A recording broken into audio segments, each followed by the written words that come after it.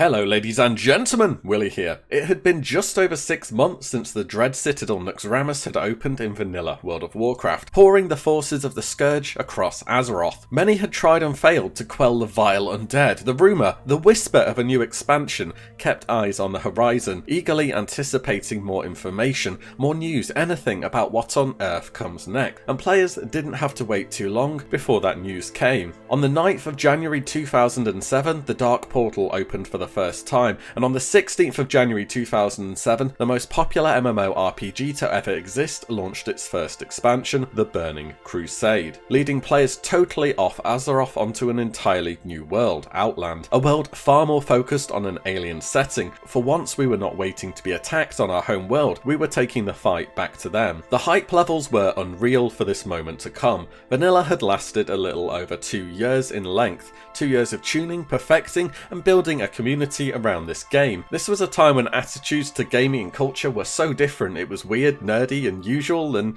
it was brilliant. 2007, of course, was still in the era of hard copies of games, making opening events for new expansions becoming nerd nests overnight. Thousands of Azerothians would congregate to share a love for a game that brought people together online all over the world, now in real time. And looking back, it's hard not to wish this was still more of a thing compared to our seamless digital rollouts that we've become so accustomed to. The preparation was done, the game bought, installed, updated, your character was ready, gear repaired, food and water in the inventory, gold at hand, your body was ready, curtain shut, junk food and energy drink ready to go. Valiantly, you ran through the blasted lands toward that towering green portal, ready, also ready to take that first step, the first taste of the next 1,000 hours to come, and nothing.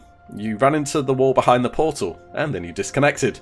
Repeatedly. And that's if you were on a PvE server. If you're on a PvP server, you did the same as the above after running back to your corpse several dozen times. It turns out sending every single player in the game to the exact same point to load through a portal at the exact same time had some rather negative bottleneck effects. You would have thought the opening of a queue would have provided some information on that. Maybe Blizzard just underestimated the player base once again. Or maybe it wasn't even possible with technology back then to release the expansion in this fashion and avoid this bottleneck. In any event, it certainly made it memorable, perhaps for the wrong reasons though. And you may think Blizzard would learn something from doing launches like this, and you would be right until they sort of forgot this happened and did the exact same thing later on, but managed to make it even worse. But anyways, we're finally through that portal onto our brand new world. What did this world offer? Content galore, new challenges, new abilities, new... Did you just see that guy flying? Okay, this is going to be pretty awesome. Let's talk about what the Burning Crusade brought to the World of Warcraft series. Upon landing in Outland, initially players may have thought, how will this continent last us for the next few years?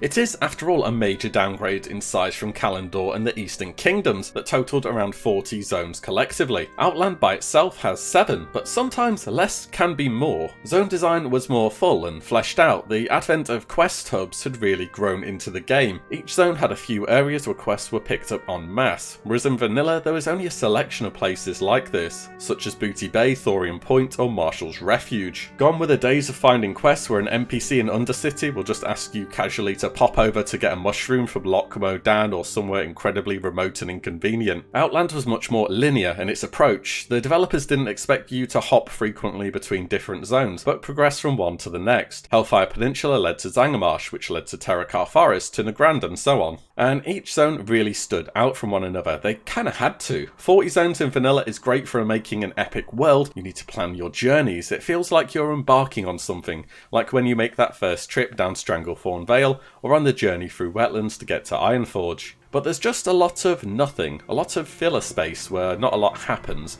kind of like real life.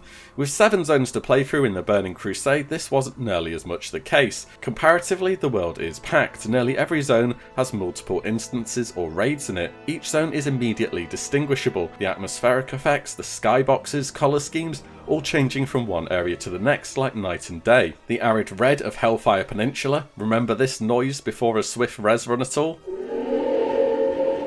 The boggy greens and purples of Zangarmarsh, over to the green and vibrant fields of Nagrand, to the stricken and desolate Shadowmoon Valley. Some zones even going as far as to really promote a new feature of the expansion in flying, and some key farming spots, quest hubs, or even raids needed this skill to access for yourself. The terrain was used to fit the new content, and don't worry, we're going to be talking more about flying later, you can bet on that. And on this new world, we found ourselves with two new races, one for the Horde and one for the Alliance, the Blood Elves and the Dran? Why does everyone have trouble with the name of our people? It sounds just like it is spelled. Yeah, those guys. For once the Horde got a race that didn't have back issues, and the Alliance got one that was more than 4 feet tall. That's a win-win, I'd say. You know, there wasn't any race change functionality for Blizzard back during TBC, and if we were to get TBC following Classic, who's thinking this technology may suddenly be made available? Race changing through the shop wasn't a thing till mid-Wrath of the Lich King. Even still, I think the main attraction of these new races is the fact that faction-specific classes were now gone, something lost from Vanilla Shore. Blizzard did, however, try to keep some semblance of a difference between the two factions by giving them different spells. Horde Shaman got Bloodlust and Alliance got Heroism. They both do the same thing here. One is red because Horde are red and angry, the other is some floaty hammer thingy. Alliance Paladins got Seal of Vengeance, which was a stacking damage over time effect. Horde Paladins got Seal of Blood, which dealt damage to yourself to increase your damage basically. Guess what? Seal of Blood is way better, to the point where Retribution on Horde is pretty good. Retribution on Alliance is, good for raid buffs. Some private servers have even given Seal of Blood to Alliance Retribution Paladins, as it's such a big imbalance between the two factions. It very much is what it is, I'm afraid. Not only this, but we had a new profession enter the game, and honestly one that feels so core to the game you could have almost sworn it was part of vanilla: jewel crafting, adding a new level of intricacy to completing your ideal item set, and jewel crafting certainly went a long way to completing those hit and expertise cap. What's expertise, you ask? A new stat. Expertise rating would reduce the chance an enemy would dodge or parry an attack. However, it wasn't a percentage anymore as it was in vanilla. It had a number that could be changed by gear stats, talents, gems, racial bonuses, procs, and enemy level. All in all, it's something that changes for pretty much every class all the time. It's just a number you need to keep in mind, a bit just like hit chance. And as we leveled up, our characters got access to new abilities. Many even got a brand new ability every 2 levels, as well as extra ranks of their core spells. Some of the abilities brought in by TBC added a level of skill and gameplay. They set you apart from using them correctly. Here's just a few additions: Spell Steal for mages, Cloak of Shadows for rogues, Heroism for shaman, Spell Reflect for warriors. Not only that, every single talent tree in the game got a new end talent at 40 points. Mutilate for assassination rogues, Unstable Affliction for affliction warlocks, Totem of Wrath for elemental shaman, Summon Water Elemental for frost mages. The list goes on, and pretty much every single class got something awesome and fresh. And you know what the best bit about all this is? Classes were just that little bit more balanced than they were in vanilla. It wasn't just the case if you run up against X class you're going to die every single time. Sure, let's not get too rose tinted here. Mage and rogues are still absolute monsters in 1v1s, warriors destroying groups, but specializations like Shadow Priests, Enhancement Shamans, Balanced Druids can actually play the game without running out of mana in about 20 seconds. Healers started working their way into their niches, Paladins as tank healers, Shaman as incredibly strong group and raid healers as were Priests, and Druids a little bit of a mix of both. And Blizzard implemented many group or raid-wide buffs to many specializations to make them more of an attractive option to bring along to your raid. Gone were the days of certain specs being a full meme. Retribution gained improved Seal of the Crusader, increasing the chance the target will be critically hit by 3%. Shadow Priest gained Vampiric Touch, giving your group a very strong mana regeneration buff. Enhancement got Unleash Rage, buffing your party's attack power by 10%. Moonkin Aura was buffed to 5%. I could go on, and all this new power was put to good use through the endgame content, of which there was an absolute load. Now let's talk raids. First of all, let's address the downsizing. Raids in vanilla were 40-man epic affairs, sure, but more an exercise for the most part in coordination and preparation than anything else. In the Burning Crusade, Karazhan was 10-man and every other raid was 25. In fact, not to go into this in too much detail again here, I've actually done a video on why I think Blizzard downscaled raids. Also, that pesky debuff cap was raised to 40, making it more of an attractive option to bring a wide variety of classes to help your raid out. The debuff cap wasn't fully dropped until Wrath of the Lich King. And we ended vanilla on Naxxramas, a sheer wall of pain for many guilds.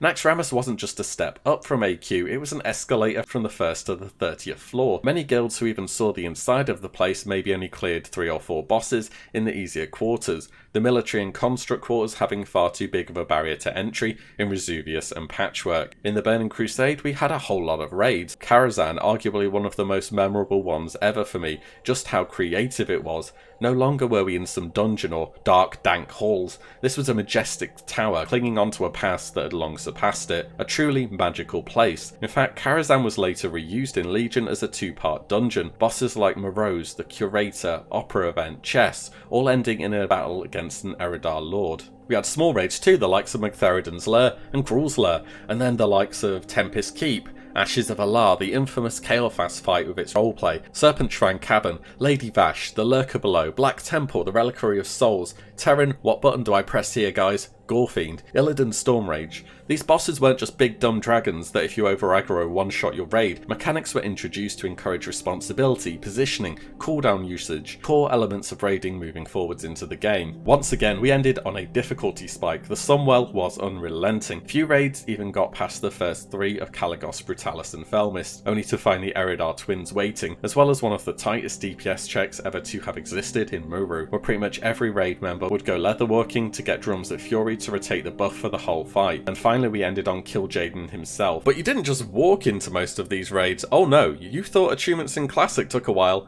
Think again. Let's go and get attuned to Karazhan, shall we? You will need to do the following. We've got 3 introductory quests, then we'll need to do Mana Tomb, Sethic Call, Shadow Labyrinth, Steam Vault, Botanica, Mekanar, Arcatraz, Old Hillsbrad Foothills, and the Black Ras dungeon before being attuned. And that's just for Karazhan, by the way. Here's a nice, simple graph of the different achievements in the Burning Crusade. You know what I like about this? Your main matters. When you log in, the chance you have something to work towards is very high, and you can put time into that one class, and if you're a real madman, you can do it all again on an alt. One dungeon leads to the next. Everything adds up. Reputations matter. Heroic dungeons matter. Raids lead to raids. It's all one big ladder up to the top, and it's a system that keeps you going and going. But PvE wasn't the only endgame that had grown. We got a new battleground as well, Eye of the Storm, which sort of reminds me as if Warsong Gulch and Arathi Basin had a baby, having elements of both capturing points and flag carrying. Have strong memories of priests and mages flying down with slow fall to the flag in the centre, and warriors happily running off losing half their health and then complaining about no heals. But the real highlight of PvP and TBC were arenas. A new, far more competition-driven form of PvP.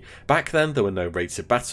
Sure, you could pre-made, but most of the time you actively don't want to go against other pre-mades to max your honour gains. Gear was still farmable, and it was still very good, remember. Arena was the fire where PvP legends were forged. 2v2s, 3v3s and 5v5s. This was a place where people who wanted to PvP could PvP. The ranking and honour system from vanilla was set on fire and thrown into a bin, which was then set on fire and thrown into a bigger bin, which was then buried and then set on fire. TBC introduced a new system. Do PvP, get honour, spend it on gear. The most casual or most hardcore guys had the same access to the same gear. The guys at the top didn't just get to the top because they ran down to Drekthar for 12 hours a day or because they could semi-AFK in battlegrounds for months. They got to the top because they were good. They were really good. Meta comps will always be meta in any game, sure, but it gives you a chance to shine as an individual player. And ever since arenas have been a thing, they have always been the biggest indicator of who is the best, and there's a big reason why for that. With all that said and done, let's look at some of the things that have not been as positively received. Well, maybe not necessarily at the time of TBC, but certainly looking back,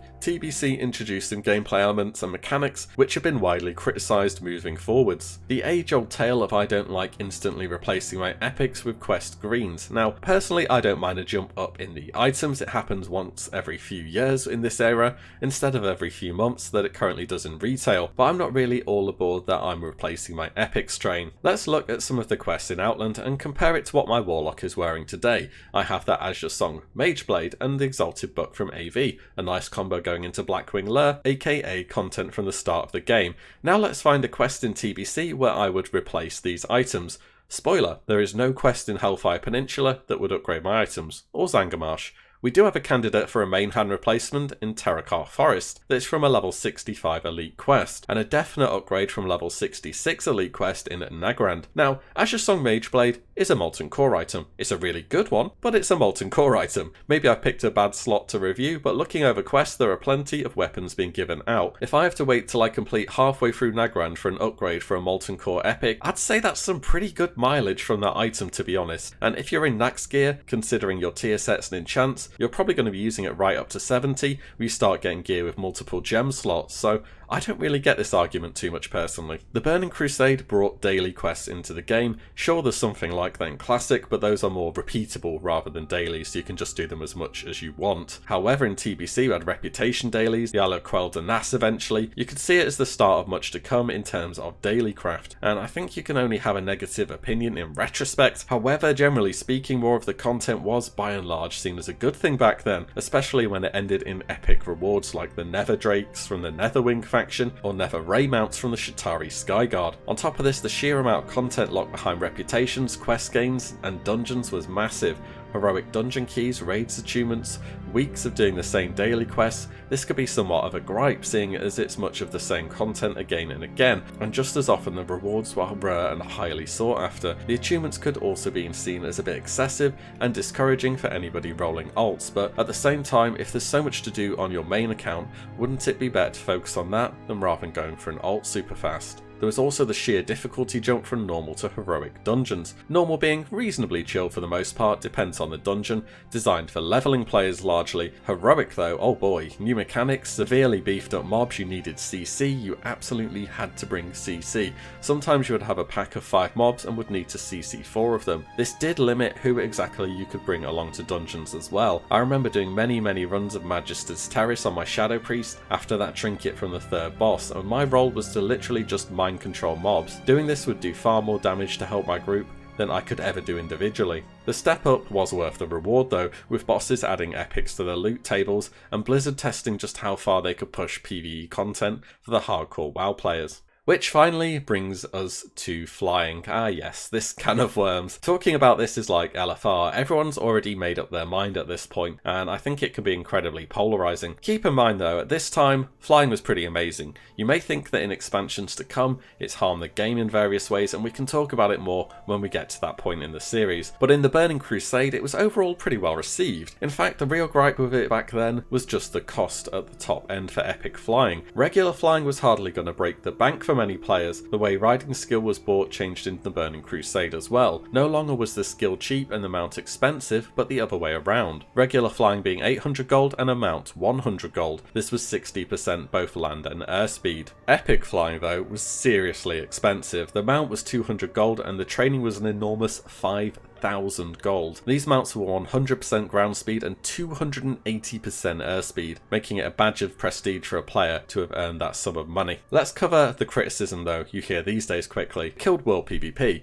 For the cost of 900 gold, you become near unkillable. As soon as you hop on that mount, most classes can no longer touch you. You can fly straight to instance entrances without having to fight your way there. Outnumbered? Fly away. Want to grief someone who doesn't have flying? It's very easy to do. I think many people have soured a bit towards the idea of world PvP since Phase 2 in Classic, to be honest, however good it may have been back in Vanilla. I don't think you can argue it didn't negatively impact people's ability to naturally interact with others. Secondly, it made the world seem smaller. Getting around was so much faster. You no longer needed to interact with the world around you as you zoom past everything to get to where you want to be. Get straight to that herb or mining node across bodies of water and so on. This was the biggest convenience factor Blizzard had ever introduced to the game. It made so much in the open world easier, and there was even content where it was required, from quests, farming spots and raids like Sketis, the Abyssal Shelf and Tempest Keep. There is good and bad in flying. Honestly, I don't really mind it. I've never been fussed in recent expansions when we start with only ground mounts before progressing to flying later on. Don't get me wrong, I see there's issues, but it's just a case of it is what it is for me. I'm actually planning a large discussion on this topic. I know it's so dividing, so this is a very condensed down version here. We will likely give this a bigger look later on down the line. All in all, the Burning Crusade brought a massive amount to the game, much needed balance, more full classes, expanding the endgame, new difficulty levels. It was overall an enormous success for Blizzard, and the player base went pretty wild for it. The Burning Crusade was near the peak of World of Warcraft's subscriber count, and was only ever surpassed by one expansion, and that would be the one to follow it. How could Blizzard go from strength to strength in this fashion? Well, we will look at that next time, as we find out what did Wrath of the Lich King bring to the World of Warcraft series. These retrospectives are a very interesting trip down memory lane for me. Sometimes I'm surprised at how much comes back once you give it some thought. Anyways, that will do it for this episode. I'll see you guys in the next one. If you like what you see, give the video a like and subscribe, as there's plenty more to come. As always, thank you all so much for watching. Take care. Bye.